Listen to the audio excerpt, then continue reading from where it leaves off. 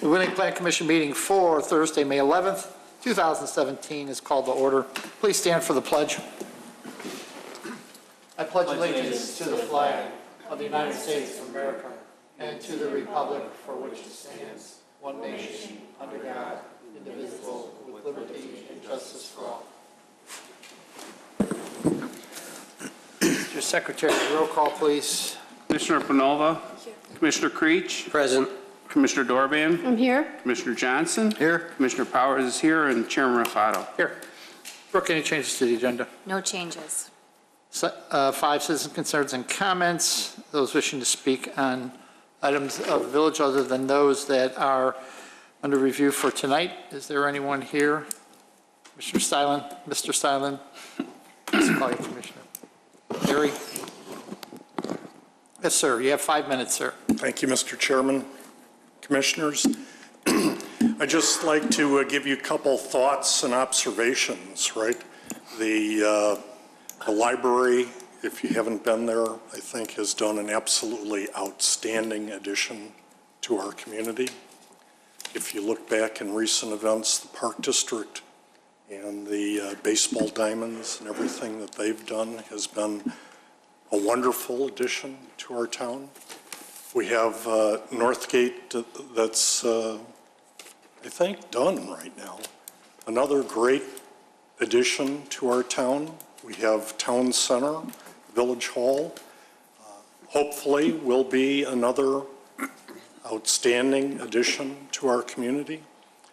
I think those things and many others, the Westin, some of Mark Smith's Park Point Place, have really raised the bar recently in the development standards for our town.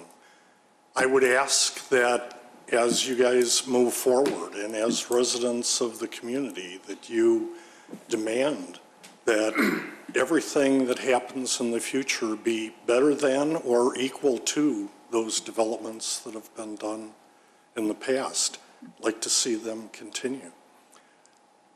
Another thing is a couple comments on the comprehensive plan.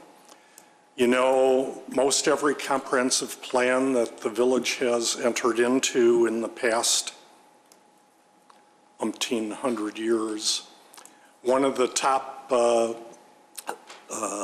items on the list was always the burying of the power lines along Dundee Road. Also up there was the establishment of streetlights on Dundee Road. Well, you've pretty much accomplished that objective. And the third thing that was always one of the major things in the comprehensive plan was upscale, for sale housing for residents to move up to. I think there's a couple things that maybe you can look at the comprehensive plan and try to complete some of those items as you move along in the future. So that's my comments and observations. So take it for what it is. Thank you for the time. Thank you.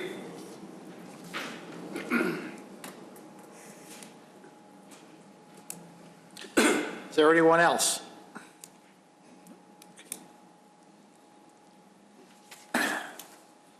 Consent item, docket number SCBA 17-23, Wheeling Town Center, 351 West Dundee Road. Parents' approval of a development sign. Or a motion? So moved. Second. Motion by Commissioner Dorban, second by Commissioner Johnson. Mr. Secretary. Commissioner Dorban. Yes. Commissioner Johnson. Yes. Commissioner Panova. Yes. Commissioner Creech. Yes. Commissioner Powers votes yes. Chairman Rafato. Yes. Items for review, docket number 2017-5, Bella's Bistro, 25 Huntington Lane, special use site plan approval of a sit-down restaurant. Mr. Secretary.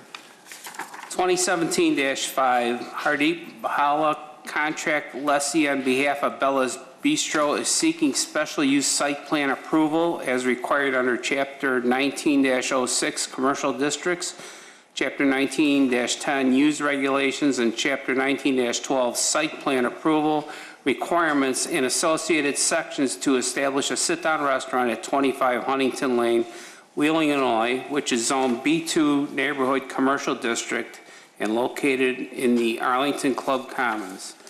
Standards for a special use.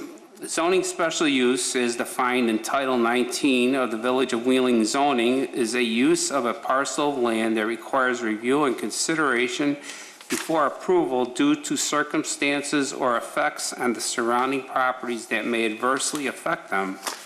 In order to be considered for a special use, the petitioner is required to demonstrate through testimony to the Plan Commission at the public hearing why their request meets the conditions of the village code, including but not limited to how the proposed use will not damage the enjoyment or use of the surrounding properties.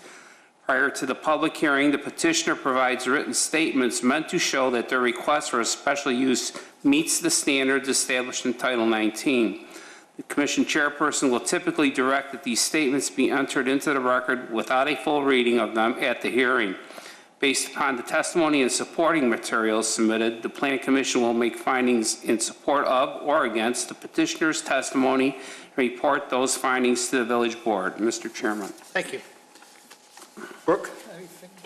I have no comments at this time. Is the petitioner here? Please come forward. Will you be the only person speaking on this tonight? Yes. Okay, please raise your right hand. Do you swear the testimony you give tonight to be the truth? Yes, true. Great, thank you. Can you give your name and business address to our recording secretary there? Rocky Bala. Can I give my office address? or home Sure. address? Yep. Okay. 11 South Meadow Court, South Barrington, Illinois. Great. The floor is yours to present your special use here. Thank you, Brooke. I want to thank John and the president I met earlier on.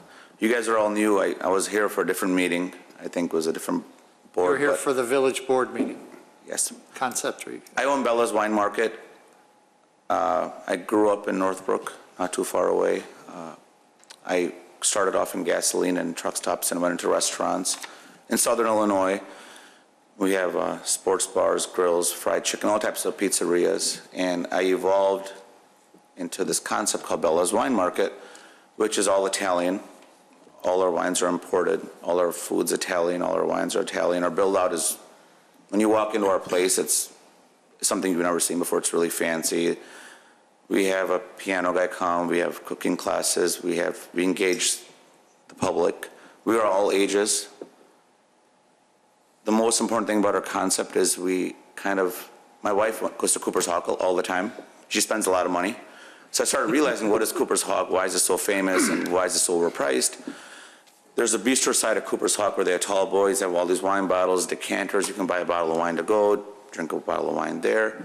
So I took that concept and I made this Bella's Wine Market. The Battaglia, who's the largest Italian distributor in the Midwest, Giordano's, Illuminati. So they helped me make this concept. Everything's coming from them.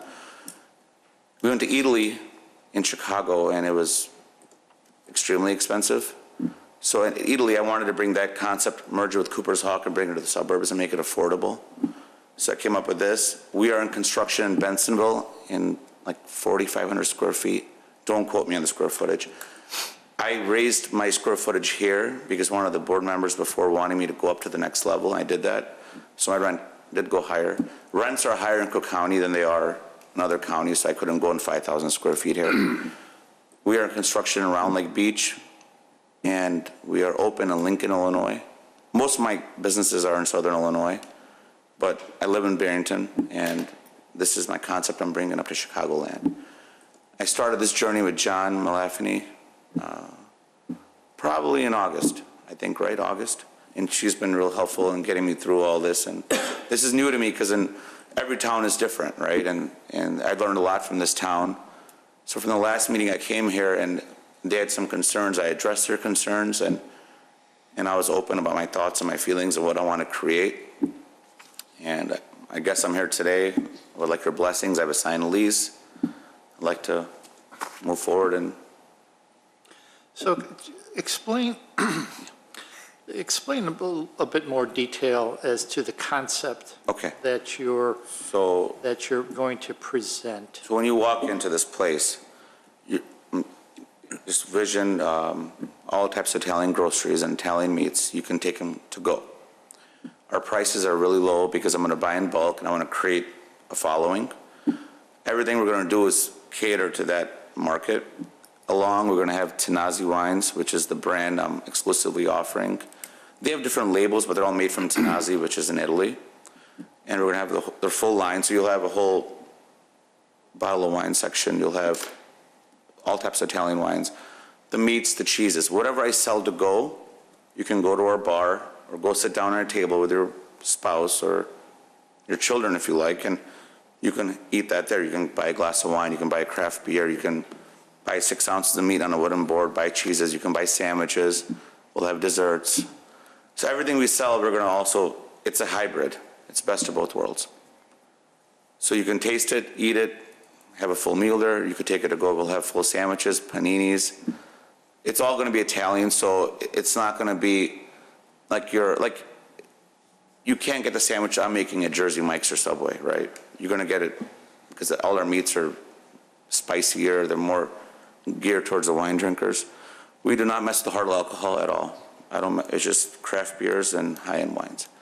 Our bottles of wine, you could take it home for $8 a bottle. Full disclosure, my cost is $6. I just want to create an environment where I can create volume. Our Prosecco, for example, I think retails for $11, and it's amazing. So I sell these wine bottles in Southern Illinois, and people love them. They're just our Chiantis. I mean, how often, I'm not a wine drinker, ironically, but just the Chianti alone, you don't get that at any bar you go to. It's more Italian. So everything we're doing is geared towards people that want to be around that ambiance. Our build-out's gorgeous. When you guys come in for the grand opening, you'll see it. We don't spare a penny.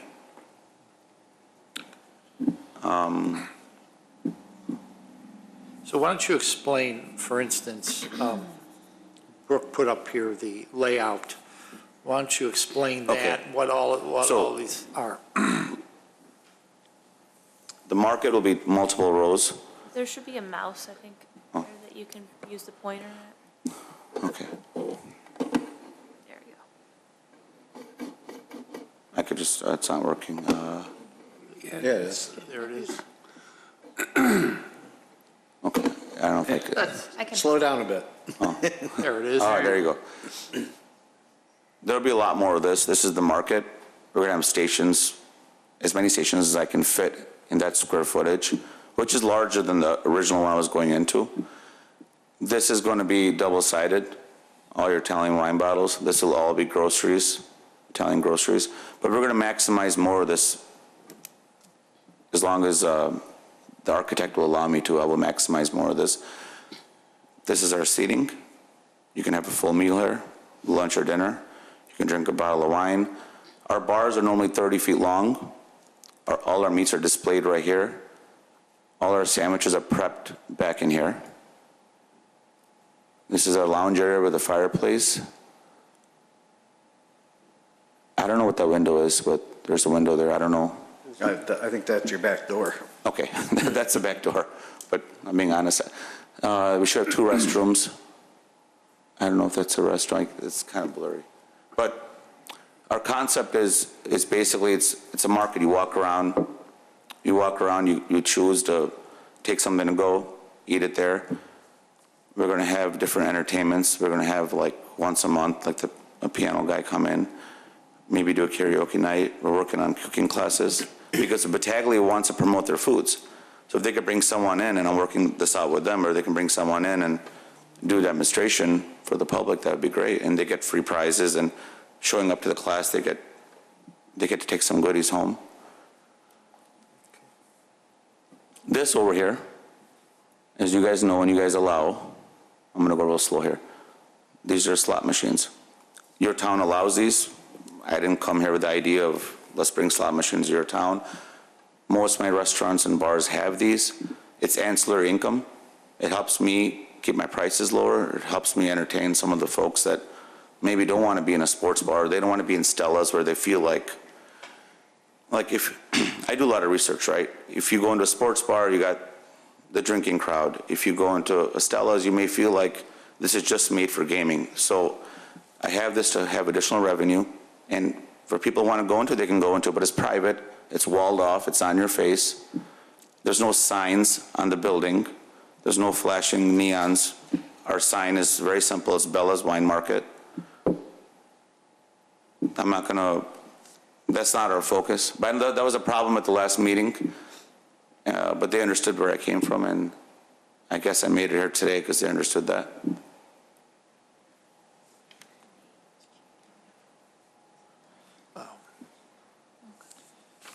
Is there anything else that you want to, before it's a public hearing, so is there anything else that you would like to say about this before we? Yeah, I take a lot of passion in what I do. I'm an entrepreneur, and I want to create a brand out of this. The reason I picked this town is because Dundee Road's amazing. This strip center, based on my conversations with Wheeling and the landlord or the receivership, it's going to be rehabbed. The rent's affordable. I'm taking a big risk going in this mall. I'm scared. I'm not going to lie to you guys. I'd rather go into something that's established, like the malls over here. But based on Edgemark, they're rehabbing it. Based on the demographics, I believe in myself and my concept. I could do well there. I could help the mall improve. I could help bring some light to it. There's literally, I feel like there's like 2 tenants in that mall, and I drive by it, but I see the future. That mall should be a great mall. There's no reason why it's not great. It's just bad management. So my request to you guys is, I'm only going to help the community. I'm not bringing in something that's negative. I'm not bringing in a new concept. Well, my concept is, when it comes to the machines, it's not something I'm bringing new to your town. I mean, it's been around for 7 years. It's a diluted business. It's not like I can survive on it. So I have a true concept, and I believe in it, and I hope you guys can see that. I went through a lot of paperwork to get her. Thank you. This is a public hearing. Is there anyone wishing to speak on this? Please come forward. If you can give your name and address. Yes, Jeffrey Downs, 1629 Longbow Court, Wheeling. Okay. The only thing I Hold on, wanted. Jim, you have to swear him in. Oh, I'm Public sorry. hearing. Oh, Do you swear the testimony you give to be the truth? yes. Thank you. Thank you, thank you, Mallory. The only thing I do caution against the petitioner and the board is that shopping center actually is very a speed area. When I come home every night, I actually live just behind there in that apartment complex. There's a lot of folks that skip through the light. They go straight through the shopping center from Dundee over to Huntington rather than wait for the light. So it's always a problem area there. So I would recommend that the petitioner is working with the landlord to put in some speed bumps or something to, when they're doing a rehab, work on getting that pass-through work through. The other question I do have for petitioner, I do want him to succeed, but I don't see a lot of space for actually preparation of food. 5 tables plus another lounge area for prepping food for folks out there. I don't know if it's just pre-prepared food and then just presenting it out there, or if they're actually doing it on site. And if it does become a success, they're not probably going to have enough space to adequately service the customers. So that's my say. Just one comment, and thank you, sir. One comment about the traffic that you said is there. I live relatively close, and I see that happen all the time. That's an overall issue, and I think that's something that we need to take to the police department right now, irrespective of somebody coming in. So thank you for that, and I'm sure that we will address your other concerns too. Thank you. Sure. I went to Subway School and Jimmy John's School when I was trying to find my path. The average Subway does 1.3 million in sales. And I learned one thing from, Jimmy John's, sorry. The average Jimmy John's does that much in sales. They do a lot of deliveries. They have an 8-foot table with a powerful slicer, and they got all their meats. They prep their meats, they prep their bread. And it's like an assembly line that they created. So my answer to that question is no, I'm not having burgers and fries. I'm not frying foods. We're a deli. We make any sandwich you want. All our stuff is fresh. We make them into paninis. You can have it cold, any toppings you want. But our kitchen isn't like Chili's or Applebee's. It's like a Jimmy John's. The kitchen concept, the assembly line, you have a prep table, meat slicer, storage, refrigerator, freezer, then you have a display case. So Okay. I got that concept from just the QSRs. They succeed because they can fit more into smaller space. Great, thank you.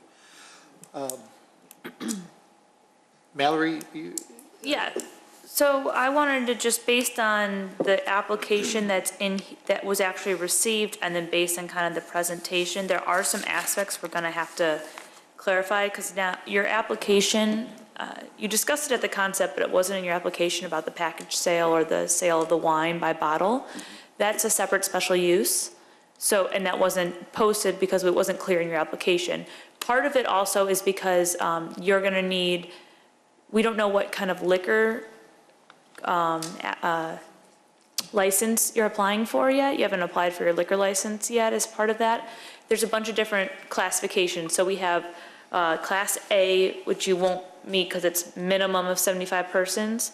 Class B is a minimum table seating capacity for meal service of 30 persons, exclusive of bar stools.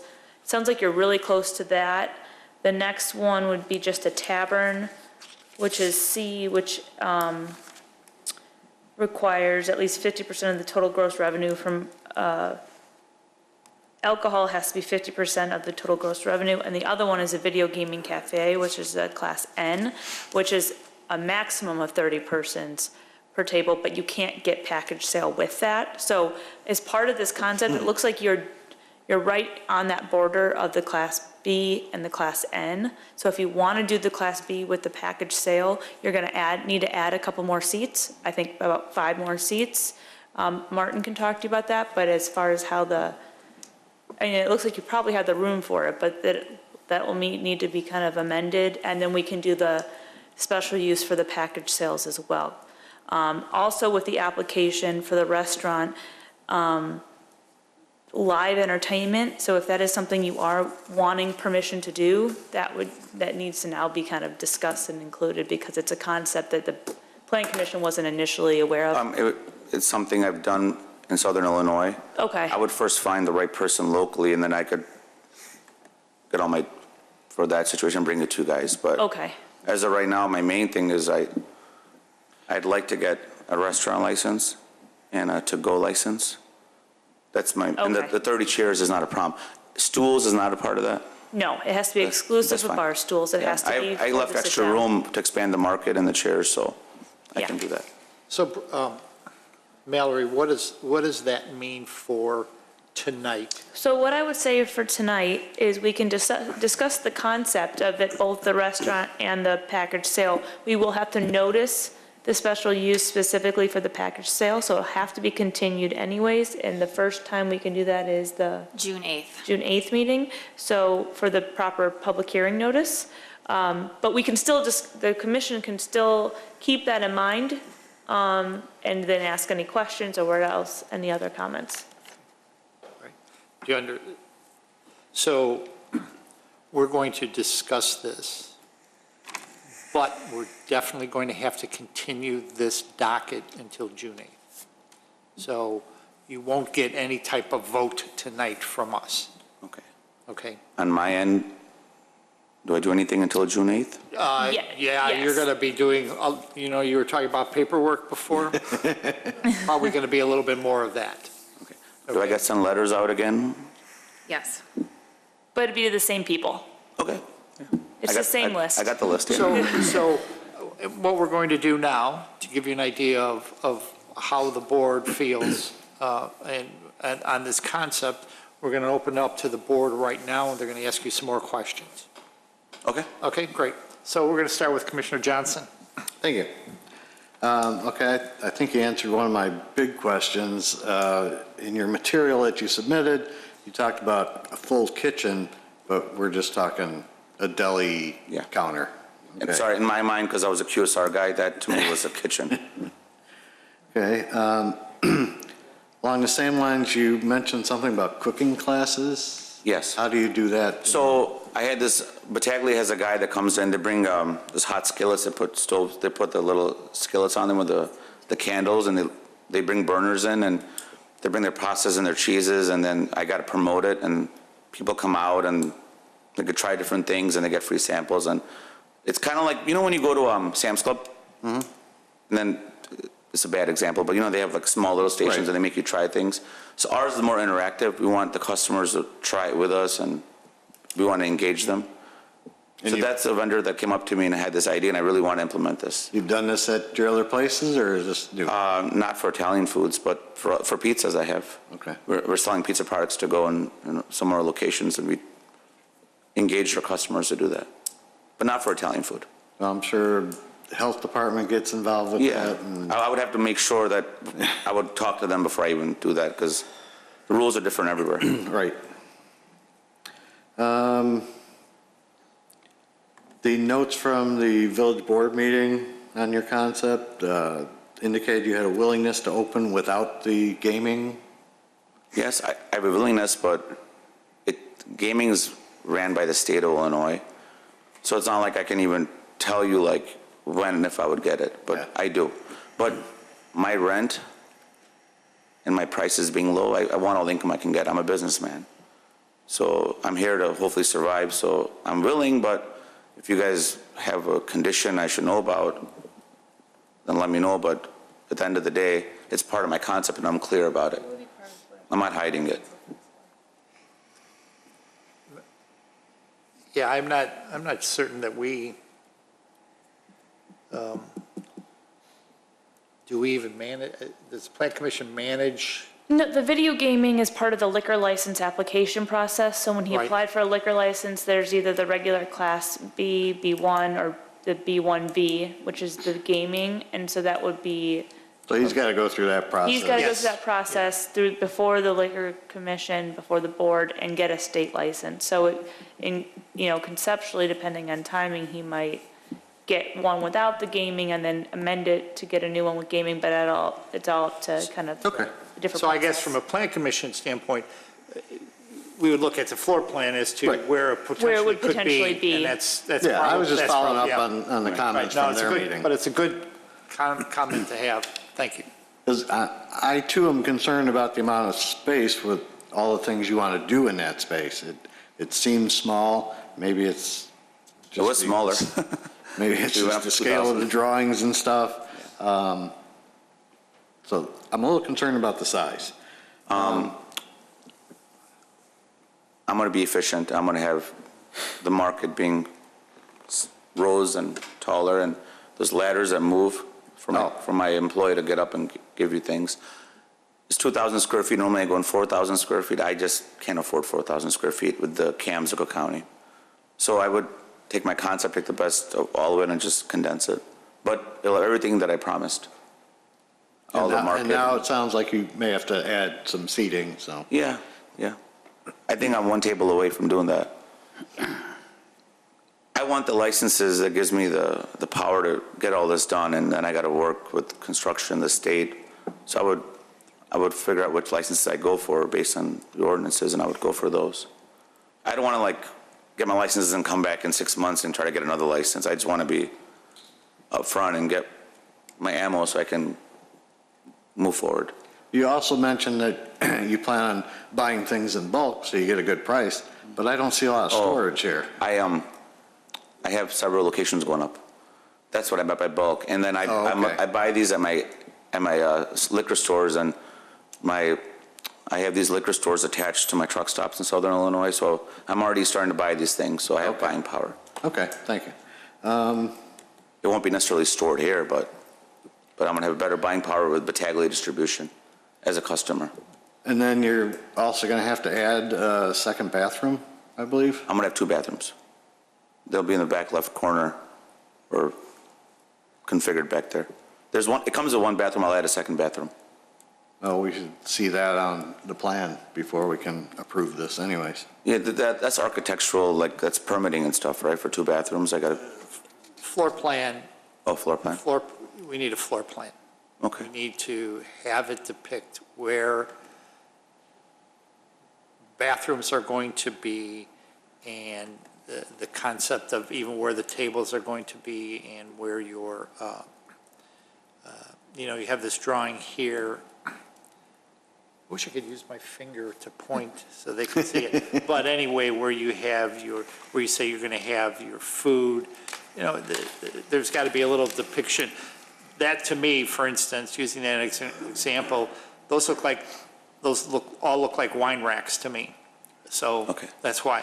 And you mentioned I'm sorry, That's okay. Commissioner Johnson, Go but for it. just taking on it, you mentioned a fireplace. Yeah, I'll get it done. Yeah, so those things need to be in the floor plan. I will, do you guys want architectural drawings or do you guys want colorful drawings? We want a floor plan, so that's probably more architectural. Okay, I'll get an architect and I'll get Right. this properly made. Exactly. This was made by me and my team, but it was not architecturally made. Right, yep, exactly. So, I'm sorry, Commissioner Johnson. I think that's all I have for right now. Thank you. Commissioner Dorband. Thank you. Well, my first question is, I'm a little confused about the square footage that you're going for. That is 2,000 square feet. Okay. So, and what was your original one that you brought to the trustees? It was smaller, it was 16 something. So Okay. this is 25% larger. And in that complex, which unit are you anticipating taking over? There's a picture that was up there and it kind of showed the unit, but Is it's it the the one one- in the back corner. It's the one in the corner. Yeah, it's a corner unit. Okay. So you're not going to be taking advantage of the one that's closest to Dundee Road so you can get some signage? I wanted that one, but their rent is astronomical. Their rent is like, the one on the right, you mean?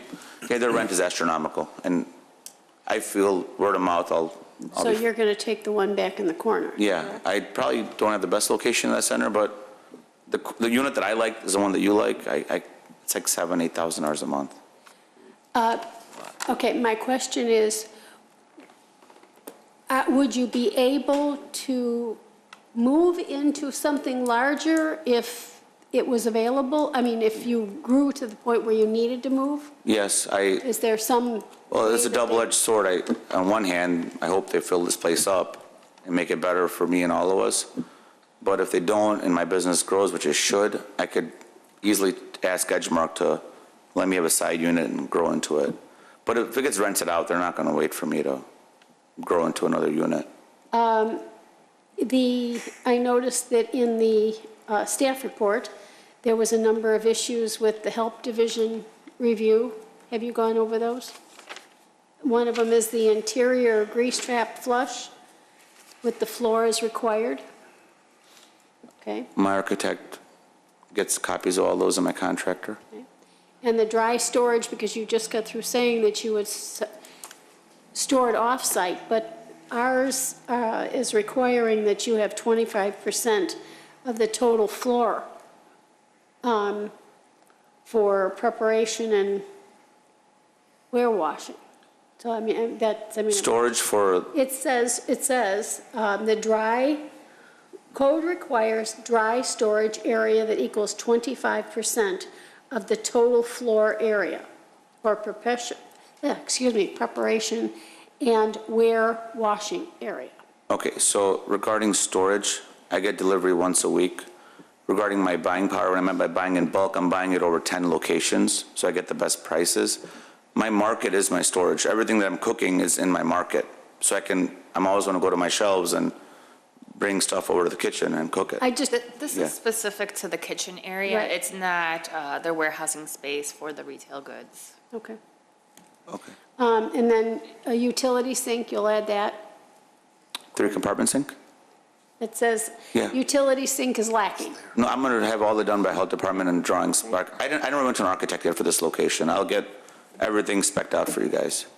Usually in my other towns, I get a license and I go to the gentleman that does all the the drawings, I work with the board for construction, and that takes a couple of months.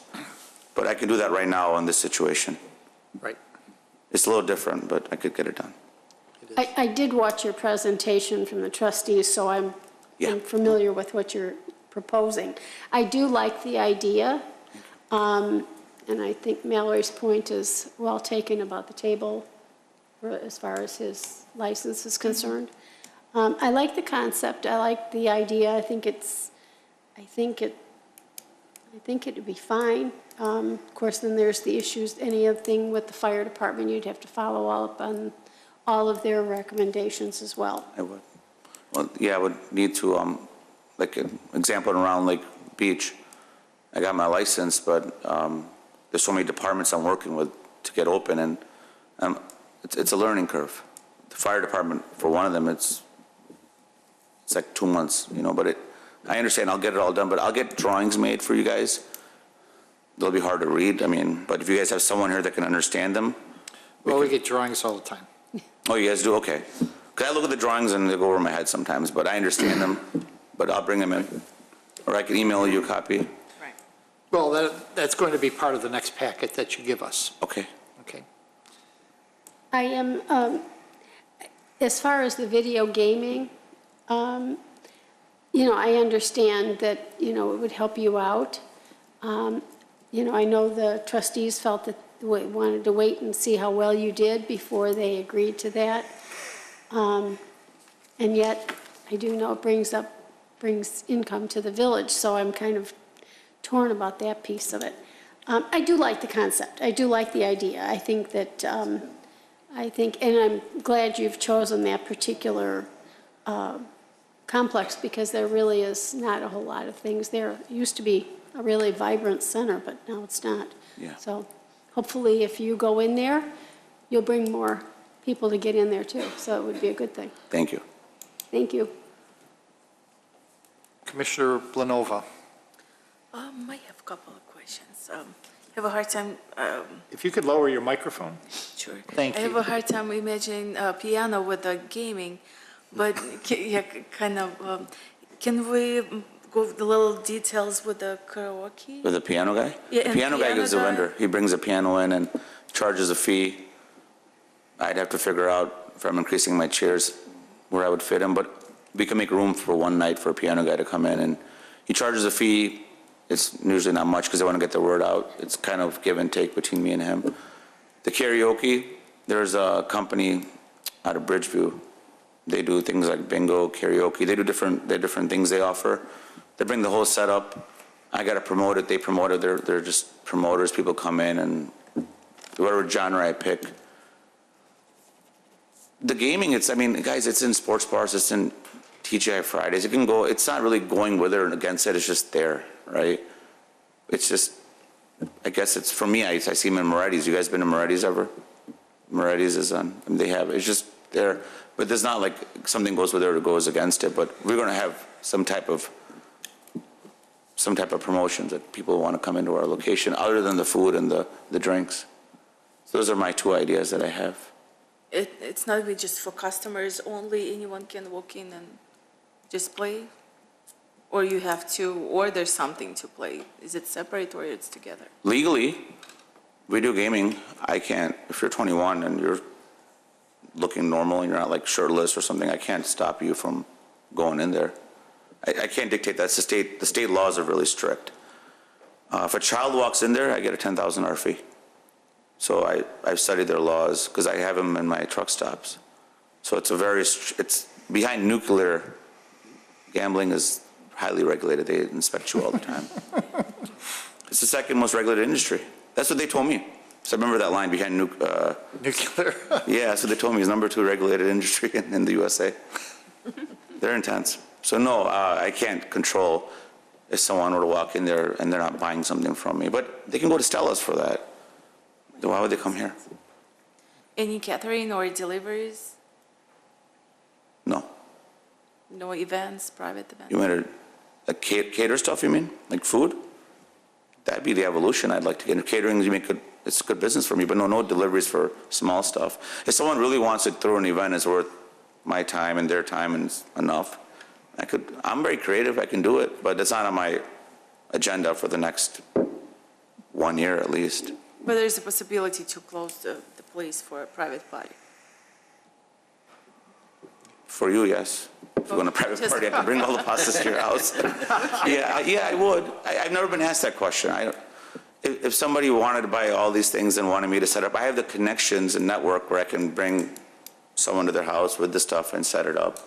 Yeah, I just want to know, because it's a creative idea. I Kinda like like the Portillo's. answer, but I just want to know what else is there that, That's a You good might idea. have, I'd never in crossed my mind, mind. but like Portillo's does that. My son's birthday, they bring everything there, they bring all the Italian beef and pastas and they put it on trays.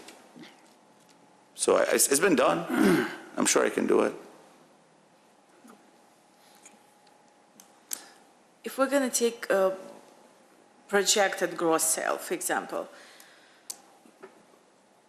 and divide it by percentage, how much would you think, hypothetically, it will be just retail versus dining versus alcohol sales and gaming? Okay. Gaming, because it's like, for me, it's like three different businesses together. They are. So I just want to check, like, which one will play main role and Okay. have more percentage. So every location is different. I have locations where I sell a lot more liquor to go, and no one goes to the machines. It's just demographics. Some locations, for some reason, I sell more sandwiches and the machines take off, but the liquor doesn't sell. But in my perfect world, I want my market to really sell. Because as an owner of a business, when you sell market goods, it's a high turnover, it's faster, no expiration.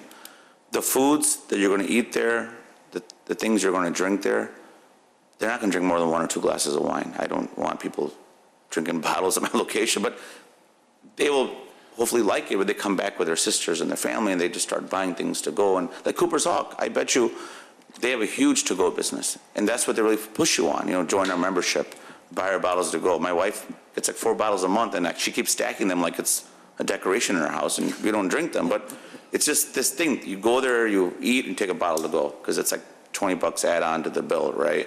So they will complement each other. The answer to your question is, taking the gaming aside, if I can do a 50-50 split between on-premise and off-premise, that would be awesome. I think I will do more on-premise realistically than off-premise, but off-premise takes the most work to get it going. That's the one that you got to get people used to coming into you and buying stuff and taking it home. That takes the most work. I don't have any other questions, thank you. Thank you. Commissioner Powers. Thanks.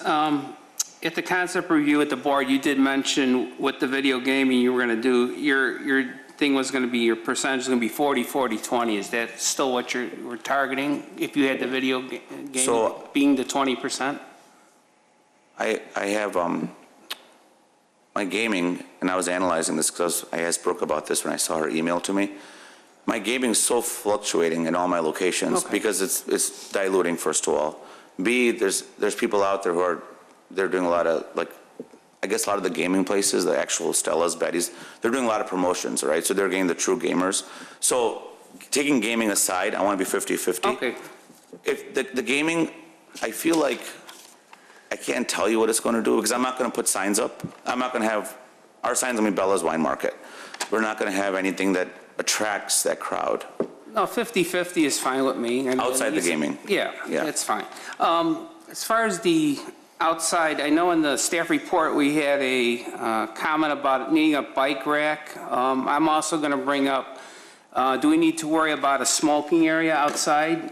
And should those, if we do need like a designated smoking area, should that be get that on a site plan, like just handwritten on the center where that's going to be? I think with a shared center like that, it typically is just I think it's like 15 feet outside of the doorway, and then they can just step, it's usually just a small Okay, door marquee.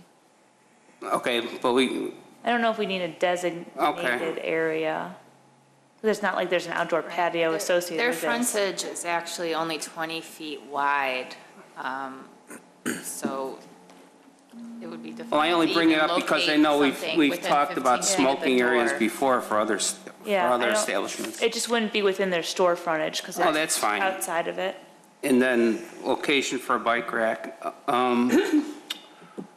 Hours of operation, is it 9 to midnight, 7 days a week? Is that what it I is? would like to be open 9 to 10 to midnight on the weekdays, and the weekends 9 to a little later on the weekends. Weekdays like to shut Okay. down at, ideally, but it depends on your liquor license hours and your zoning and all that. Okay, so you'll work with staff Yeah. to get that figured Well, out? isn't it, that's dependent upon the liquor license, right? Yeah, and they can, our liquor, I think the village's liquor licenses allow later hours on the weekends. Yes. That's part of the liquor license Okay. application.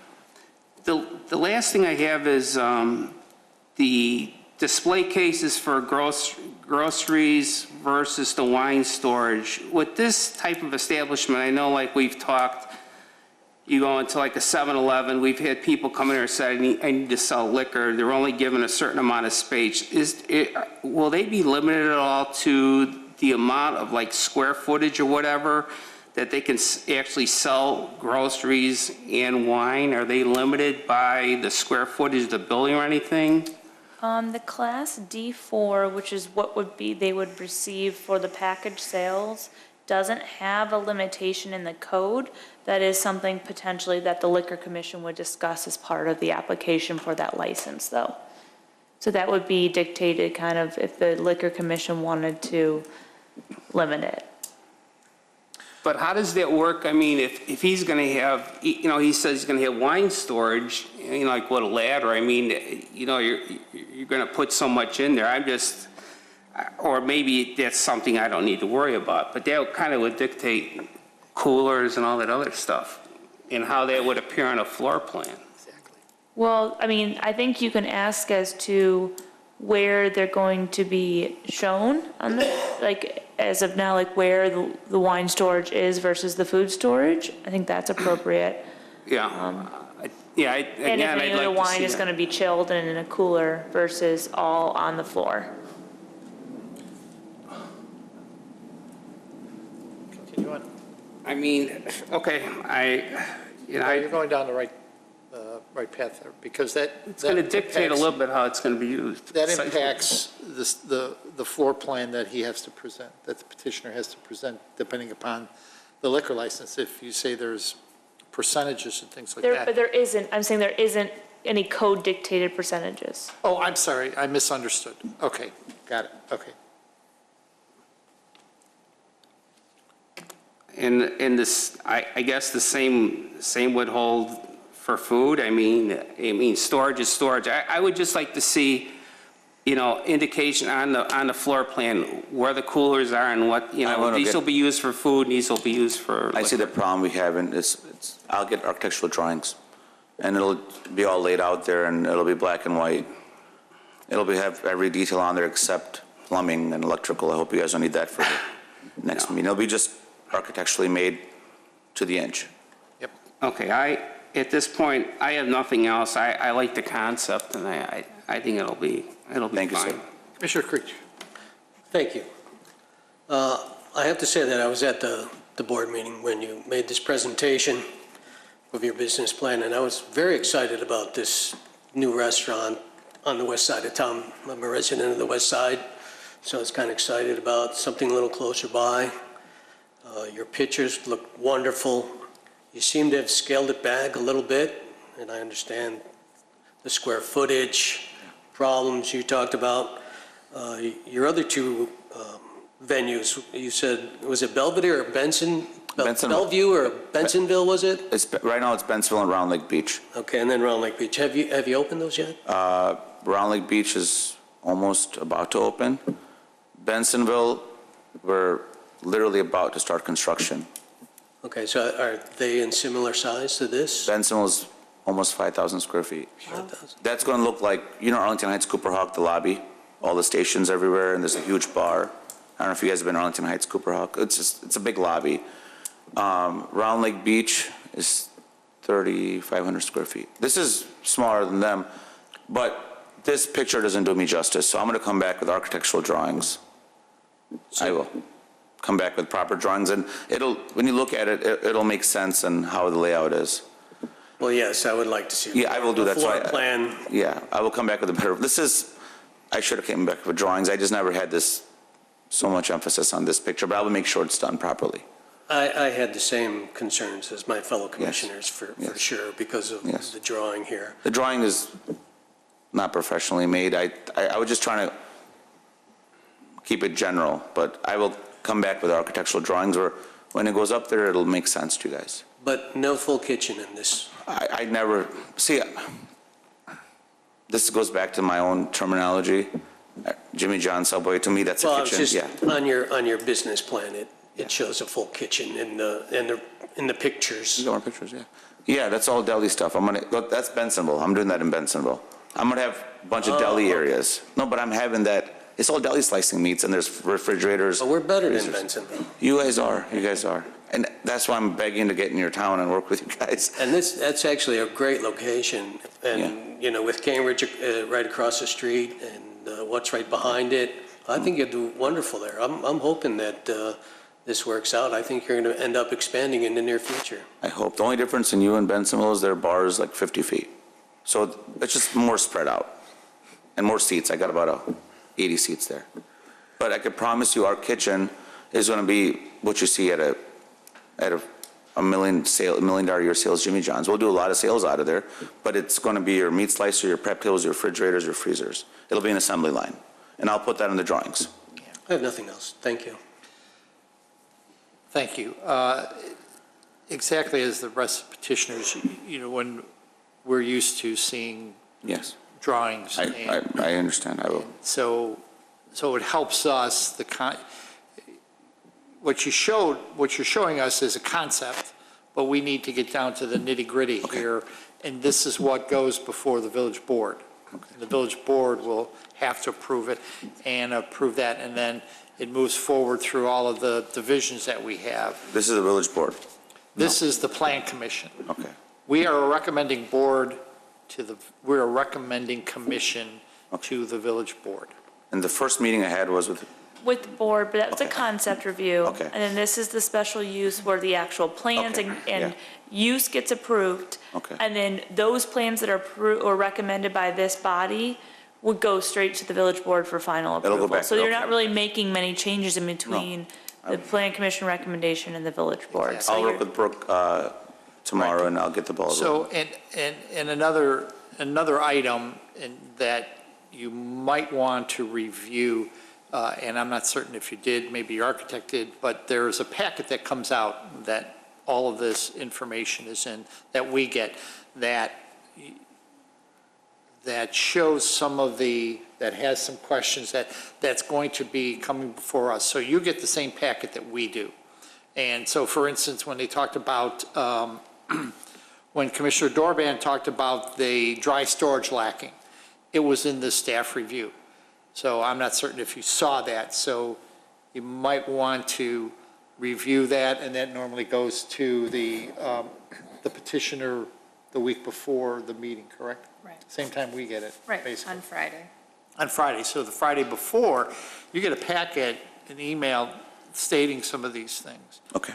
okay? And we need specifics, as we talked about, and you're going to do that. For instance, we talked about a fireplace, where that's going to be, placement of the lavatories, your cold storage, where that's going to be. In detail in that the health division can then better understand what your food preparation area is going to be. Where is the dry storage? Where is this? All those things. You're going to have craft beer probably going to be cold. Is that going to be behind? Is that going to be in, some of your areas? Those things, and I think if you work with Brooke Yeah, well, to put together that plan, you can come back on June 8th. And I think as a board here, as a commission here, the concept is a good concept. It's something that we would welcome into our village. And I know we've talked about gaming, but from my perspective, gaming is part of is licensing. what I like to see on a plan is if you're going to have gaming, where's it going to be? That's what we want to know. Then you go and apply for a liquor license, which is, again, a separate commission, the liquor commission, happens to be the village board, but it's still a separate commission that then they approve that. So I think we're, again, working with Brooke and Mallory to determine what type of liquor license you want will help you Yes, sir. in your floor plan as you move forward through this. Thank you so much for the feedback, and drawings may take a little bit of time. I got to hire an architect, so I may not be ready by, So that was something I'm about to bring up. We would need your plans about 2 weeks before the hearing, so staff has time to review the plans and prepare the staff reports. So the first opportunity for you to return to the Plan Commission would be June 8th. But that means in 2 weeks, we would need your revised plans. Does that give you enough time to do that? Or would you like to push it out until later in June or even July? I will call my architect tonight and follow up with you. Depends on him. We actually need to specify the date that you're continuing this hearing. Right this now? evening. So why don't we do June 8th? And then if you need to continue, we can continue. Okay. Yeah. So what we can do is we can continue to a date certain of June 8th, but if you're not ready and you let us know, then we'll just put it on the agenda for that date and with a new date certain. Okay. Because the thing is, if we're going to continue a hearing, you have to continue it to a date certain. But we can continue it the next time and you don't have to, Okay. worry about coming. No, I enjoy this. Or you can bump it automatically, just bump it back to the June 22nd if you don't think 2 weeks is going to be enough time. Right, but we'll start with June 8th. You want Unless you Well, feel- unless you feel like you're not If going you to be think ready in June 2 8th weeks. is not a good night for you to attend, or you just know that 2 weeks is not enough time, we can, right now, make it June 22nd. Can I pull my calendar out on my phone? Of Yeah, course. yeah, of course, yeah. Yes. No, it's fine. Take a few minutes, go ahead. Actually, my phone's back there. let's just do June 22nd. No, you can go. Sure. Go. No, go ahead. It's all right, we're not, paid by the hour. yeah. I'll be quicker.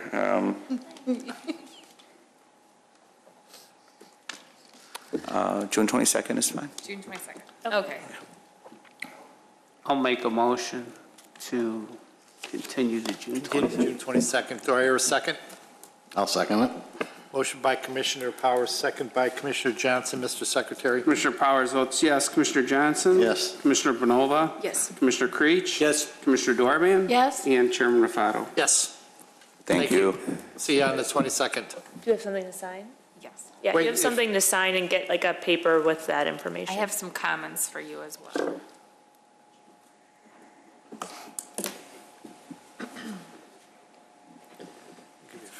No, that's fine. Let's take a 5-minute break. Do I need a motion for that? No. I don't think so. Wait, Mr. Powers.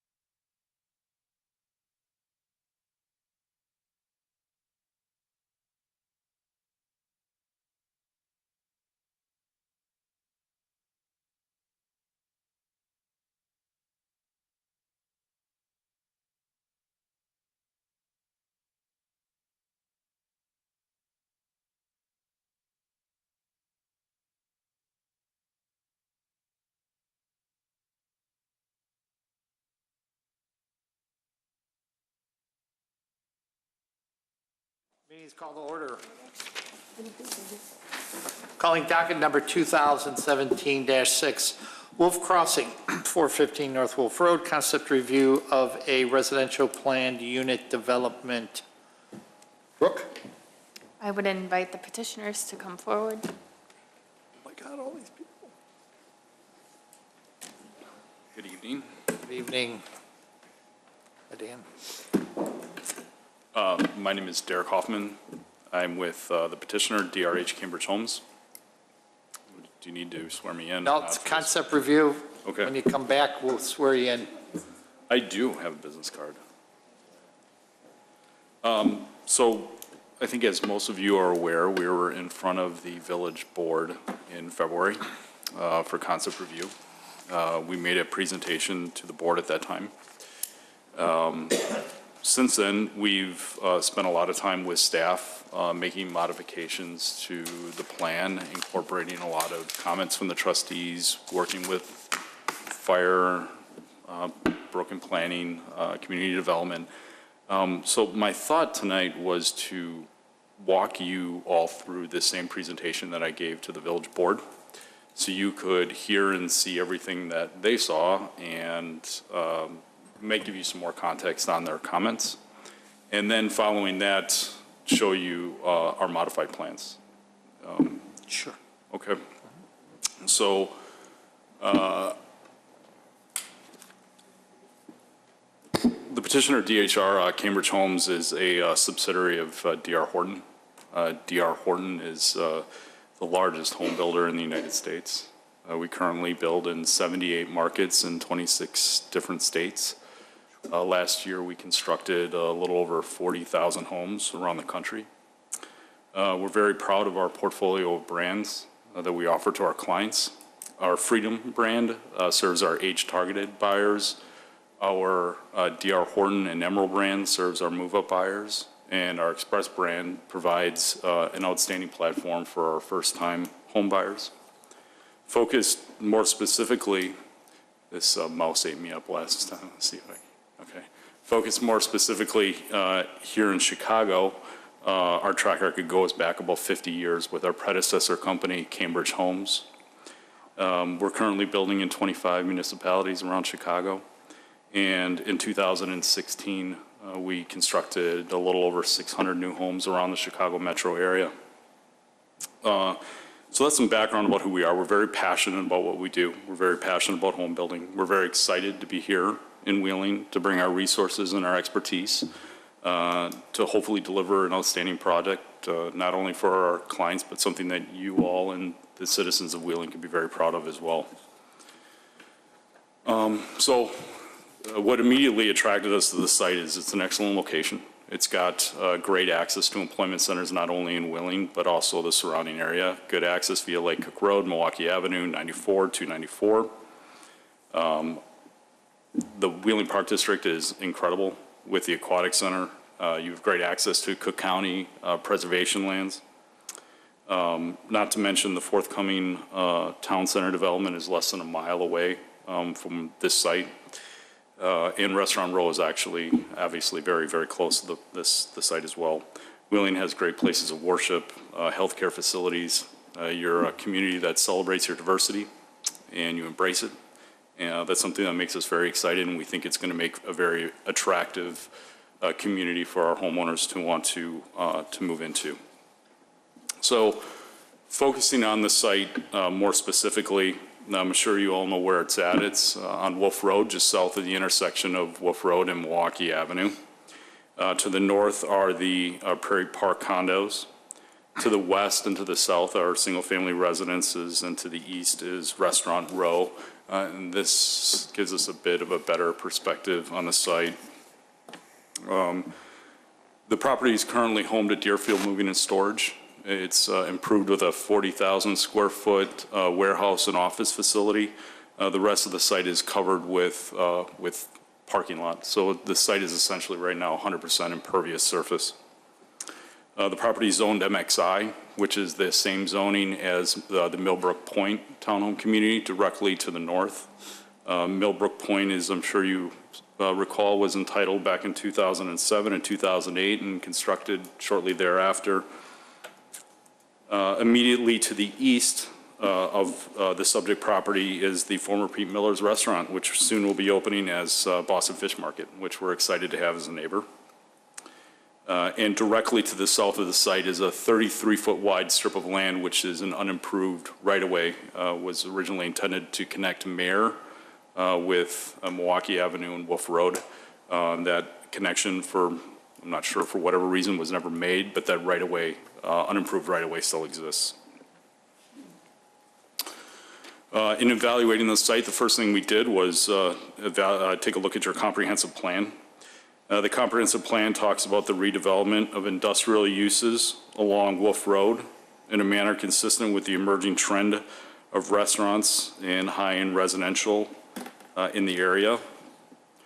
Furthermore, the Milwaukee Avenue Land Use Policy Plan indicates existing industrial and commercial uses being redeveloped as commercial or multifamily housing. So taking what the comprehensive plan indicates, the location, the proximity to all the wonderful amenities that Wheeling has, we prepared this concept plan, which highlights 40 townhome units, which vary in width between 22 and 24 feet and are 40 and 46 feet deep. I think it's important to note that this plan, the original plan, included 35% open space. And as you recall, the site is essentially 100% impervious surface right now. This plan indicated 18 guest parking stalls. According to code, 16 guest parking stalls would be required.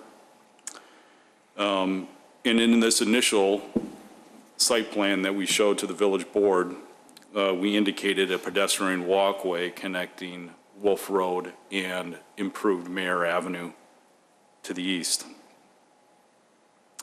And as I mentioned, the site is less than a quarter mile or less than a mile away from where we are right now. So we envision that not only will the owners of these residents visit Boston Fish Market and Cooper's Hawk, but also be frequent guests of the new town center development and hopefully the aquatic center and the wonderful amenities you have around Village Hall. In terms of the units, there's a rendering on the screen if you can see it. We're very excited that this is going to be the first time we're going to be building these units in Chicago. And we've been looking for a canvas to bring this product, and we just haven't found the right location, but we believe this is the right property. Wheeling is the right place to bring these units into the Chicago market. The Auburn is a 2,471 square foot unit with 3 bedrooms and 2.5 baths. The Royal is a 2,270 square foot unit, also with 3 bedrooms and 2.5 baths. In terms of architecture, we think in a development like this that variety on the massing of the building is very important. So what does that mean? Different colors, different color palettes, plane breaks, stepping units in and out, changes in roof lines and gable details, bay windows, entry details, the locations of windows, grid patterns, the size and direction of siding, changing from being horizontal siding to vertical siding. We think all that contributes to a sense of individuality in the units, but when viewed together in mass, there's an aesthetically pleasing continuity of design. We believe that these units, combined with an attractive landscape all wrapped up into a pedestrian environment, is going to create a wonderful home buying experience for young professionals seeking to live in the area. Obviously, you all know where this is located. Having a residence in this area gives you access to go to a lot of places, not only places within Wheeling. We're very excited about the project. We were very excited about the feedback that we got from the village board.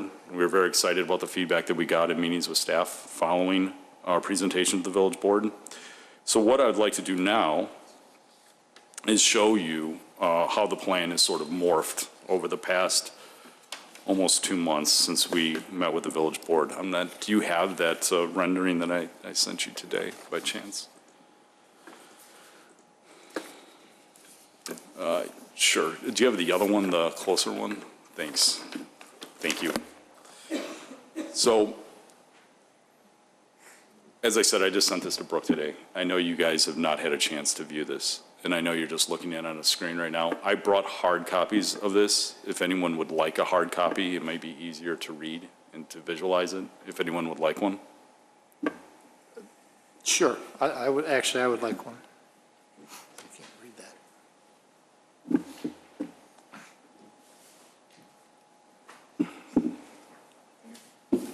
Thank you. Oops, I got it. Oh, there. Thank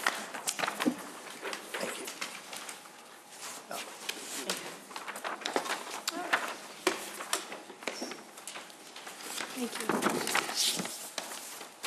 Thank you. Thanks, Mark. So this plan indicates 39 units versus the 40 that we originally proposed. I would say that the primary difference, and I'll walk through all the changes, the primary difference is obviously the orientation of the units in the middle of the plan.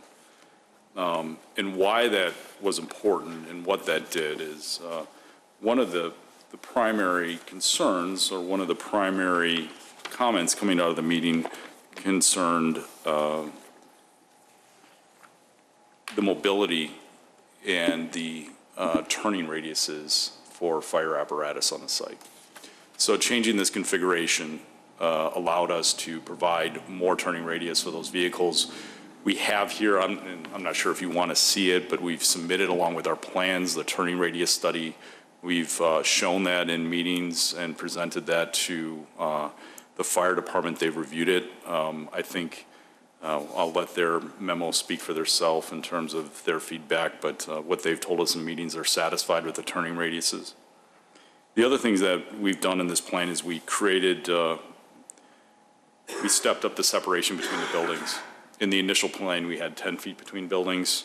We increased that to 13. That also was at the behest of the fire department. The chief wanted to make sure that he had 10 feet from the furthest point protruding from each side of the building in order to get access to the rear of the building. We have a 18-inch overhang on each side of the building. That's 3 feet, so he has his 10 feet between the buildings. He was very pleased about that as well. Another question that came up was related to snow removal. And we prepared a snow removal plan, which we've shared with staff as well. I know the fire department had commented about a concern about storage behind the guest parking on the site. Our plan to handle that is to... We have all the plans. Yeah. So our plan to handle the fire department's concern about the storage behind the guest parking stalls is to put up signage like you would see in most other city streets, that in a snow event, that those parking spots need to be vacated or they would be towed by their owner. I think on the face of it, that may seem a little bit draconian, but I think it's important to remember that each one of these units is going to have a two-car garage. They're also going to have 2 guest parking spots in their driveway behind their garage. And there's going to be this guest parking. So I think the expectation that this guest parking be vacated during a snow event isn't unreasonable. We also, at the behest of the fire department, changed the configuration of the parking. In our initial plan, we had on-street parking. And the chief in our meetings expressed some concern to us about snow plowing. And if a vehicle was plowed in and there was extra snow storage on the streets, about his ability to be able to maneuver around it. So our solution to that was just to simply move the parking off-street. The last substantive change, I would say, between the plan that we presented in February and this plan is we're now proposing to vacate the entire unimproved area right away to the south. There were some conversations and meetings with staff about the actual desire to have a pedestrian walkway to the south. I think our plan at this stage, at a conceptual stage, is to leave an easement there. So if that connection ever is desired to be made, that it could be put in, but if it's not, that it wouldn't be put in. It's really, we want to plan for it to be there, but if it's not desired, it doesn't need to go in. Just in terms, if you could go, yeah, this is great. Just a couple other nuance changes. So on our original presentation to the village board, the site was 2.98 acres in size. We're now at 3.13. The total open space has increased from 35% to 40%. Our dwelling units per acre in terms of density dropped from a little over 14 to 12.5. And the guest parking still meets the requirements of 16 spaces. So with that said, I'd be anxious to hear your feedback, any comments that you may have for us this evening. Thank you. Commissioner Powers. Thank you, Mr. Chairman. How are you going to handle garbage pickup at this facility? Yeah, I'm not exactly sure yet. I know we'll have a solution for it. The streets are certainly wide enough for a garbage vehicle to be able to ingress and maneuver the site. Honestly, I don't have an answer for you on garbage, but that's certainly something that we'll work out with staff and find the best solution for. Okay, because, yeah, I don't know, you're going to store the refuse cans inside people's garages, and just wheel them out to the curb. That I'd be concerned about, because I'm just not sure. Sure. Kind of like on. I'd just say that I'm not sure exactly how they're handling it right now in Millbrook Point, but I think that might be a case study for us to look at to see what is working there or what's not working there. This is a residential area. It's like, you're not going to see dumpsters. You're not going to see individual dumpsters that you would see like at a restaurant or something. Mailboxes? Yeah, they would be ganged. That would be the ganged mailboxes would be probably the most efficient way to do it. If we had to do individual mailboxes, there is open space between the driveways to be able to incorporate those if we need to. Oh, so like in this case, between units 5 and 6, you'd have a mailbox there. It would be like a community mailbox to serve like 5 units. Correct. That's where it would be? Yeah. Okay. That's what we've done typically in these other locations, but as you can see that there's actually some green space between the driveways if we needed to if we had to individual mailbox these. I will say that in the other communities we're doing, there is a very adamant demand on behalf of the U.S. Post Office to use community mailboxes versus individual mailboxes. I think even if we wanted to use individual mailboxes here, we'd have a hard time convincing the Post Office of that. And with your snow removal plan, would that affect the placement of those mailboxes? I mean, I think it's probably something you need to think about. Possibly, but I think the location of the mailboxes and snow removal plan is something that we can work through. Yeah, because I'm just a little bit worried that I'm not so sure you have enough snow removal space, but I mean it's evolving, so that's good. In the concept review with the village, you mentioned the stormwater retention area on the east side of the property. Have you had any discussions with Boston Fish Market regarding that area at all? And has the village come to you at all? I mean, I assume that retention area is owned by Boston Fish Market, is that right? That's correct. So with this plan, do you need to utilize any of that area, like for stormwater runoff from your development? Will you be utilizing that area? Well, as of right now, we won't be. Okay. As you said, it's owned by a different property owner. We've had conversations with Boston Fish Market regarding an easement and cost-sharing agreement to do that. We haven't received any commitment from them one way or the other in terms of whether they're willing to cooperate with us on that. I think the important thing I think from our standpoint at sort of this stage of the ballgame is the stormwater is going to get handled one way or the other. Whether we're going to improve that pond and put it into the pond between us and Boston Fish Market, whether we're going to deal with it on site like Millbrook Point did, one way or another we're going to deal with the stormwater. I mean, it'll be handled. My preferred mechanism would be to put into that pond. It's a natural place for it to go, but I can't, So in the case where they wouldn't, Boston Fish Market would say no to you'd have to find somewhere else to store the water on sure, the so site? in Millbrook Point, what they did is they put underground storage. Okay. So that would be something that's an alternative that we could have here if we can't work out a deal with Boston Fish Market on their pond. Okay. So we've, just so we're clear, I mean, we've offered to not only take on the ongoing maintenance of that pond, we've offered to improve it. We've offered, obviously, we do a lot of earthwork as part of what we do for her. So, you know, it's certainly the engineering, the earthwork is something that we've offered to do. That's great. Next question is, do you have any idea on these units, what % masonry is being used on the units? Because I know I've heard in the concept review at the village, you mentioned hardy board. Do you have any idea how much masonry you're actually putting on each Yeah, building? So anything that isn't brick would be, a brick or stone would be hardy board is what we're planning for right now. So, and obviously hardy board's a masonry product, right? So they would essentially be 100% masonry buildings. I don't know, I think I beg to differ, because I think we've had discussions here, and I think we'd Well- like to see brick, Yeah, and we have something in our Yeah, preferred. something in our preferred, and you can work with Brooke as to what percentages and what we designate as concrete, and you'll see our preferences. We have order of preferences. So just something to look at that we spent a lot of time on.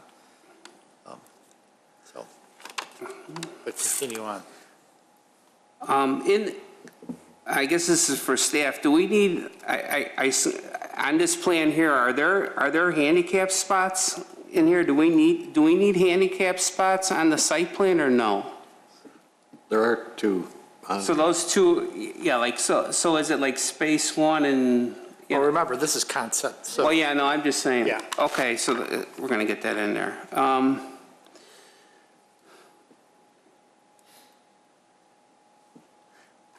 On your drawings that were presented to us, I don't see, I would like to see, and I'm not seeing any type of rear elevation for any of the units. I'd kind of like to see what's happening in the back. Are you putting patios in the back? You know, what does the back look like? And like, how big of a patio would somebody get? Because I'm a little bit concerned with the knowing you have the driveway, the actual unit, and behind that, I'm not sure how much room you have behind the actual unit itself to put a patio in there, so I'm kind of wondering what the actual plan is for patio and what's going to be done in the back of that unit. It's funny you should mention that, because we spent a lot of time talking about whether or not to spend the money to create this rendering of the rear of the buildings, and we said, well, at this point, at conceptual review, let's show them the front of the buildings, and as we move on to preliminary, we can show them, you know, all four elevations, and certainly what's going to happen in the rear of the building in terms of patio is something that we'll detail out as well. Okay. A comment was made is this, what, this picture that I'm seeing here, is this how your units are built out in the other areas that you Yes. have this unit? Yes, sir. Okay. Because a comment was made too about the doorway, the front door, it looked like it was, you know, could be an entryway into the garage. Is there any way that could be dressed up maybe with like possibly a railing in the front there or something to make it look like an actual entryway? Yeah, so it, you know, it does assimilate to an entryway, but it's dressed up in some way. Yeah, so one of the things we did not do between the village board meeting in February now is address any architectural issues. And the reason why is we wanted to get the site plan ironed out. There seemed to be, That's fine. yeah. Okay.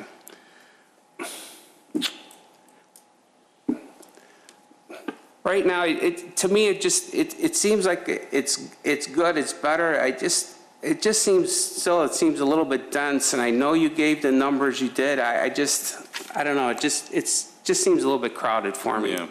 Well, and I'm sure this is probably a comment that I'm going to hear from some of you, so we might as well just talk about it now. Do you have the sort of zoomed out aerial?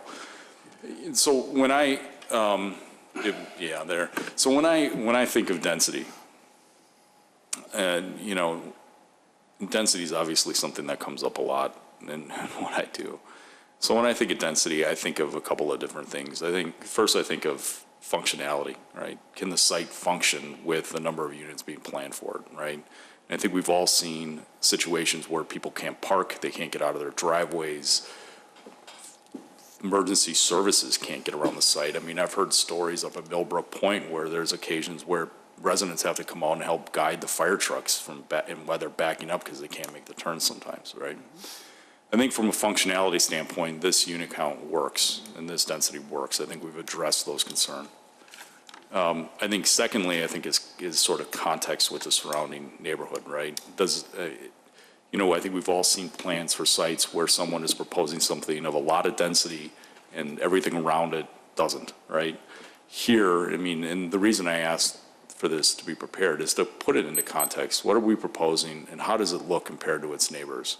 And I think if you look at this site compared to the surrounding area, it doesn't feel dense, at least not to me. Okay. I think the third thing is aesthetically, right? And is it aesthetically pleasing, or are we jamming too much stuff into too small of canvas to make it work? And I think based on the rendering, assuming we end up with this site plan, it creates a pleasant and aesthetically pleasing streetscape. I think it's going to be an aesthetically pleasing project when you drive down Roof Road and you look at it. So that's my thought on density. That's fine, I appreciate that. So on the south side of the property where you're not going to put, the plan is to not put in a sidewalk, correct? I mean, that's... It's really up to what you guys want. And that's fine. However, on the west side by Wolf Road, are you putting in a sidewalk there? Yeah, yes, sir. So there's a sidewalk to the north, and I believe there's a sidewalk a little bit further to the south of us. So the concept would be to put a sidewalk along Wolf Road. Okay. At this point, I have nothing else, Mr. Chairman. Commissioner Johnson. Thank you. The Meyer Road right-of-way, you're looking at taking that over then? Correct. So it would be vacated. We'd be purchasing it from the village. Okay. Brooke, do we have any idea what the plans are for Wolf Road and how this might get affected? Are they widening it? Yes, they will be improving Wolf Road, and we are working with the applicant to ensure that there's ample setback with the new road widening project. So we've seen IDOT's plans for Wolf Road, and so we planned our right-of-way dedications in accordance with what their plans are right now. Obviously, it's IDOT, right? So we'll be coordinating with them throughout the process to make sure that we're staying in step with whatever they've got planned. And these are all three-bedroom units? They're all three-bedroom units. They would all be for sale. So we don't, D.R. Horton does not build any, at least not in Chicago, and I don't believe anywhere nationally, we don't build any rental product. And also in the village board presentation, or their comments, they suggested a market analysis. Was that done yet, or? It hasn't been done yet, and frankly, until we were through concept review, I wasn't going to engage Tracy Cross or someone like that to do a market assessment. We're very comfortable with the market. I think our price points are going to be very similar to the resales that you're seeing at Millbrook Point. And I think we're going to be below some of the resales up at Prairie Park up to the north. Some of those numbers get rather large. Yes, they do. So I think there was a unit that recently sold up at the other day at Millbrook Point. It was for $370,000. I think will be very similar to that. How do the square footages of your units compare to Millbrook? You know offhand? Yeah, so I can't give you the specifics off the top of my head, but they have two different product there. They have like a two-story front-loaded garage product, and then they have a courtyard product, which, if you can see here, is this stuff in the middle. So compared to the some of the larger two-story product were very similar in square footage. Some of the interior units were a little bit, they're a little bit smaller than ours. I think some of their interior units are around 1,700 square feet, I want to say. And then in the courtyard units are right around 1,800, 1,900. So we're not that far off. All right, that's all I have for now. Thank you. Commissioner Blanova. Thank you. Thank you. I really like how it looks up front, and my main concern is if there is any backyard, anything, that's the only thing I want to see. Other than that, I don't have any questions, so it's beautiful. Okay, thank you. Commissioner Dorban. Thank you. Well, first of all, I think it's way too dense. Okay. As far as the mailboxes, you could put them on the inside of where you have your guest parking.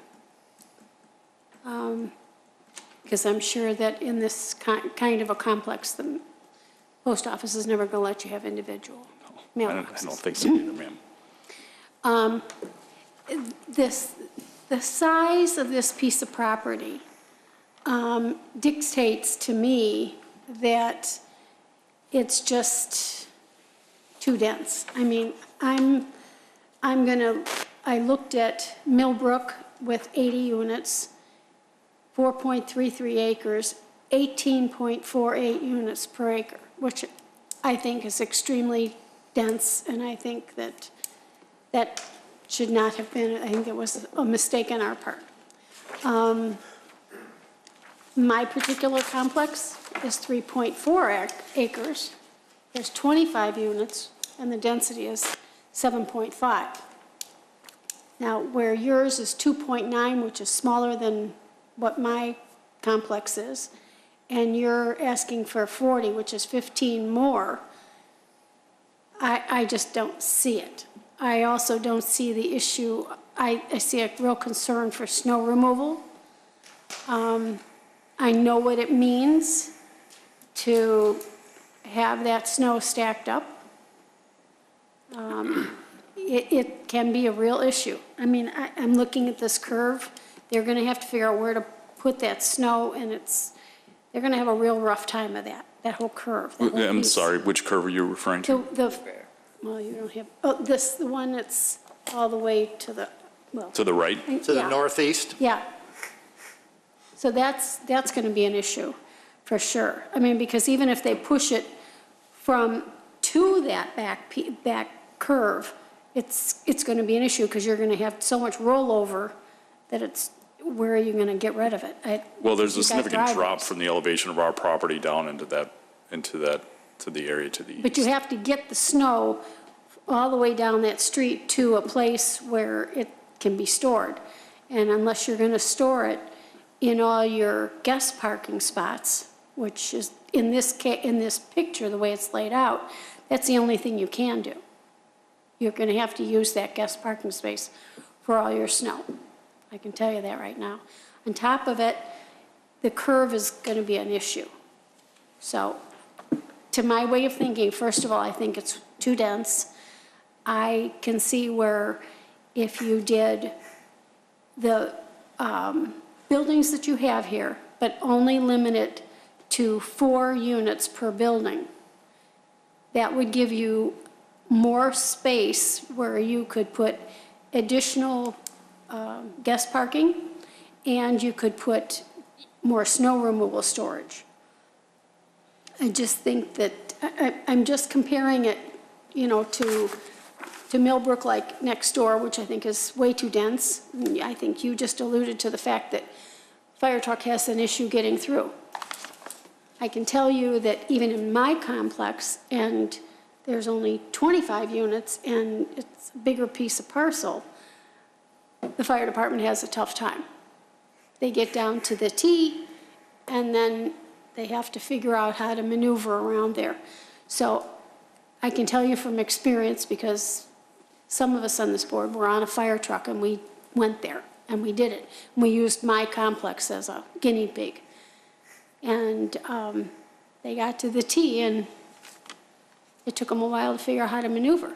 And what you just alluded to. So I'm concerned about the fire department radius turning. I'm concerned about the fire truck getting in and out. I'm concerned about the density. So while I think it's a great idea, I'm just concerned about that piece of it. The other question, and maybe I missed it, are there basements in these units? No, ma'am. No basements. So there would, the lower level living is behind the garage. There's a bonus room behind the garage area. So obviously in a 40 feet deep unit, you don't need 40 feet for the garage. So that would serve as, some people use that as storage, some people use it as bonus living area.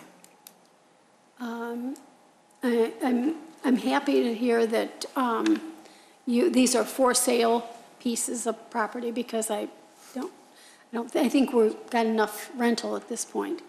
The stormwater has been addressed, yes, Brooke, or no? No. It has not. Okay, so that's huge. That's going to be a huge issue. Right, which is something we would work through during preliminary, absolutely. I don't know if I have any other questions. No, I think I'm good for now. Thank you. Thank you. Commissioner Creech. Thank you, Chairman Fano. I think it looked great. I like the setbacks. It is a little dense, but compared to next door, I'm looking forward to seeing what the rest of the elevations look like, sides, rear, decks, patios, et cetera. I also would like to see a lot more brick on the properties, as much as possible. The more the better, as far as I'm concerned. Mm-hmm. So conceptually, and at this point, I think you're fine. You got a couple of problems, like you said, with the snow removal, but it is going to be a closed community, right? Yes. So that would be the snow removal company's problem for the most part. And then the water storage is going to be whether you're going to have to put tanks, or if you can work something out with Boston Market, that would be great. But Right. Yeah, I'm looking forward to what you bring us in the future. All right, thank you. Thank you.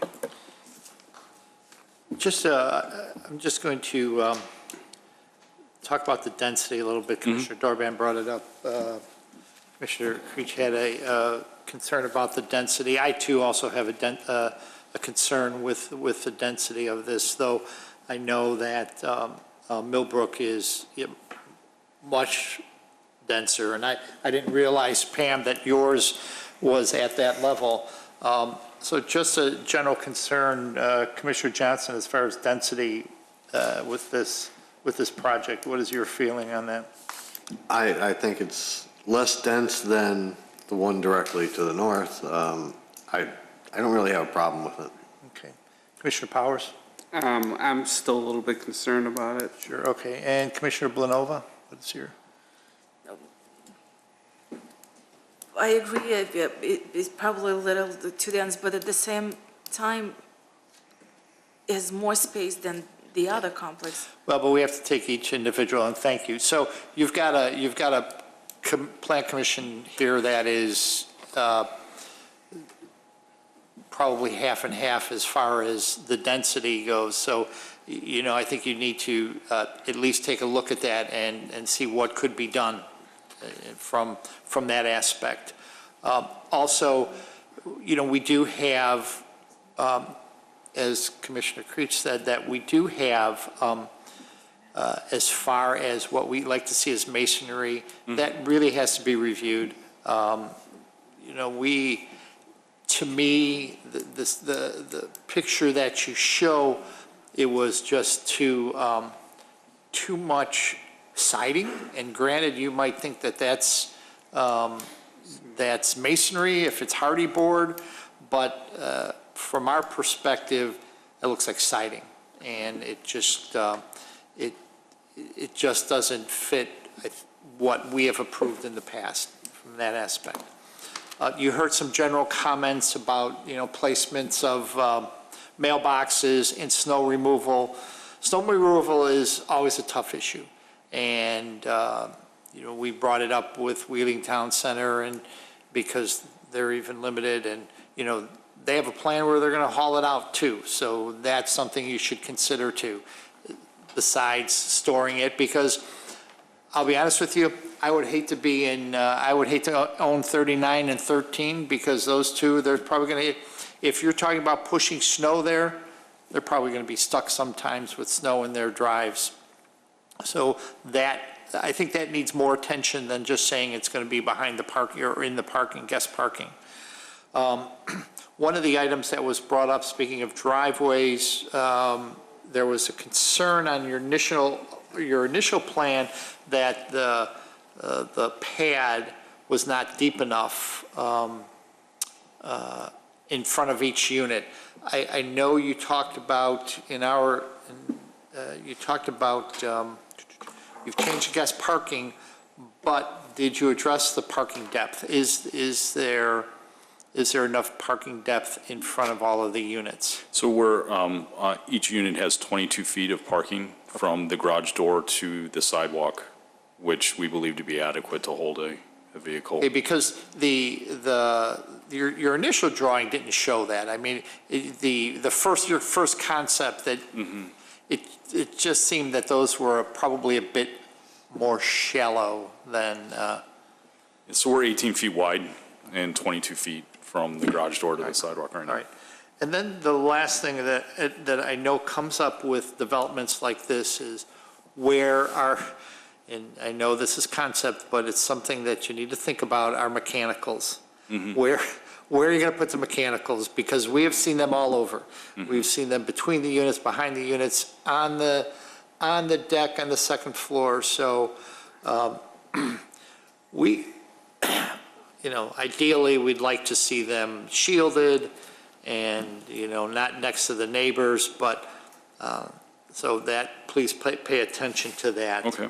And then I know, we've talked about this, vacating the, and the way I read it in the thing, it looked like it was vacation. I'm going, are we doing a vacation on Mayor Avenue? But no. Okay, I got it now.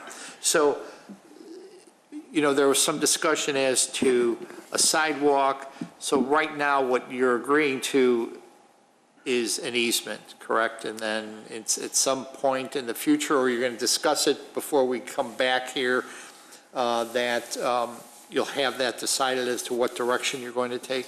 Yeah, so I think in our last meeting with staff, it was there were a couple people that had different opinions of whether that should be installed or not. And we're happy to do either way, but we're going to leave enough space there so it can go in if ever's decided that it should be installed. Or if we decide that it should be installed as part of the plan, we can do that too. Right. I mean, you got a lot of concrete trucks out there. And we happen to have a concrete company right here that could probably do it for you, so. Wouldn't be free, but still, you have a lot of concrete going in there. Okay. So those are a couple of things that we would like you to pay heed to.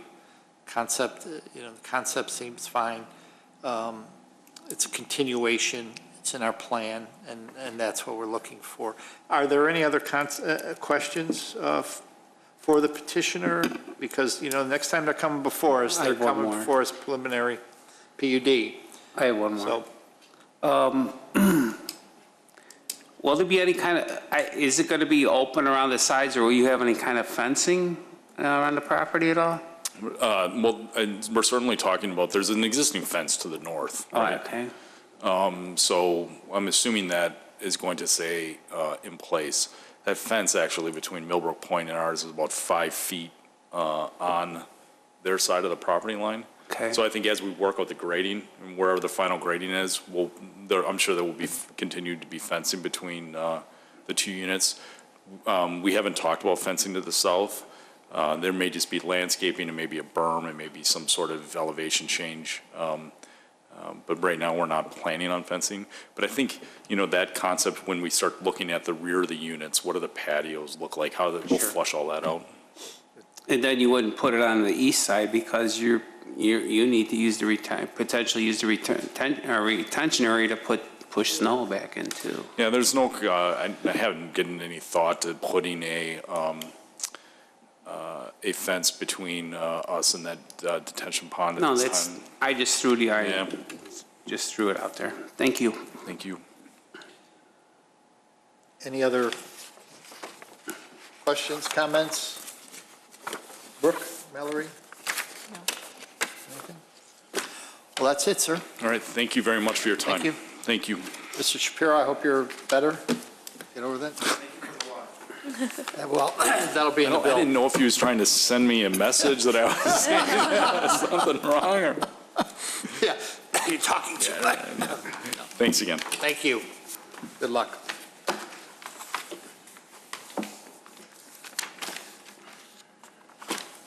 Approval of minutes, April 27th. So moved. Second? All those in favor? Aye. Great. Other business, Brooke? Earlier, maybe it was last week even, I sent out an email notifying the Plan Commission that we've rescheduled the upcoming Village Board joint workshop with the Plan Commission. It is now certain it will happen on May 22nd, a Monday. It's at Public Works. We will be serving dinner at 6 PM. And then the meeting will officially start at 6:30. Great, thank you. Any other? That's all. I would like to, I'll start off. Commissioner Zangara is in the background there. He has submitted his resignation to the board, to the village board. And Commissioner Zangara, I want to thank you for your service on the board, on the Plan Commission here, and good luck in your new role as a Park District board member. Should be fun. So now we have contact. So now Commissioner Johnson. Thank you. Well, that's big news. Congratulations, farewell, whatever. I will not be at the June 22nd meeting that we just continued Bella's Bistro to. Other than that, I've got nothing. Great. Thank you. Commissioner Blanova? Yeah, I also want to congratulate you. And to add that, I went to a library last Sunday. Unbelievable, it's amazing. There were so many parents, so many things to do. I think the job that they've done, it's unbelievable. And to thank you. Commissioner Powers? Paul, good luck to you. You asked some of the greatest questions, really. It's like, wow, you did a lot of thinking, got my mind moving for sure, so I'm going to miss that. But good luck with your position with the Park District. Commissioner Dorban? Oh, good luck. I'm sure we'll see you around. I do have a question. I happen to be over at 140 Shepherd, and in that area, it seems to me that the street, could someone look at it and see if, it seems to me there's a few potholes there that should be addressed. Okay, thank you. That's all I have. Thank you. Commissioner Creech? Thank you, Chairman. Paul, I was looking forward to working with you. One meeting with you. And don't That's take it as a hint. Congratulations on your election. That's all. Thank you. Thank you. Mallory? Nothing, Brooke? nothing else. I have nothing either. Motion to adjourn? So moved. All those in favor? Aye. Aye.